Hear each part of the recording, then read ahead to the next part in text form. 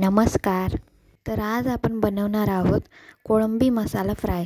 त्यासाठी आपण इथे कोळंबी साफ करून घेतलेली आहे. तिला लाल तिखट, मीठ, हळद लावून घेतलेली आहे आणि ती आता तेलामध्ये फ्राय करून घेणार आहोत. तेल असं छानपैकी गरम करून घ्यायचं. नंतर त्यामध्ये कोळंबी टाकायची आणि आता दुसऱ्या बाजूने पण आपण फ्राय करून घेऊया. कोळंबी अशी तेलामध्ये फ्राय केल्यामुळे छान अशी कुरकुरीत होते. माझी रेसिपी जर तुम्हाला आवडत असेल तर नक्की सबस्क्राईब करा. कोळंबी आता दोन्ही बाजूने फ्राय करून झालेली आहे. आता एका प्लेटमध्ये काढून घेऊया.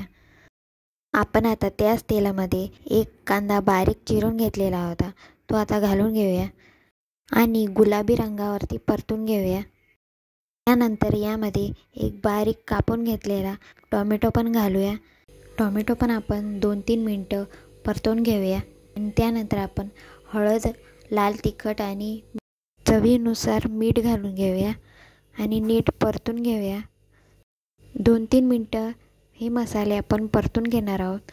त्यानंतर यामध्ये आलं लसूण पेस्ट आणि गोडा मसाला घालून घेऊया, तो पण नीट परतून घेऊया. 2-3 मिनटं मसाले परतून घेतलेले आहेत. आता त्यामध्ये अर्धा ग्लास पाणी घालून घेऊया. तुम्हाला जितकी ग्रेव्ही पाहिजे असेल तितकं तुम्ही पाणी टाकू शकता. मी इथे अर्धा ग्लासच टाकलेला आहे. आता आपण त्यामध्ये कोळंबी फ्राय करून घेतलेली ती घालून घेऊया आणि या मसाल्यामध्ये कोळंबी नीट मिक्स करून घेऊया. त्यानंतर यामध्ये कोकम घालून घेऊया. कोळंबी मसाला फ्राय आता तयार आहे.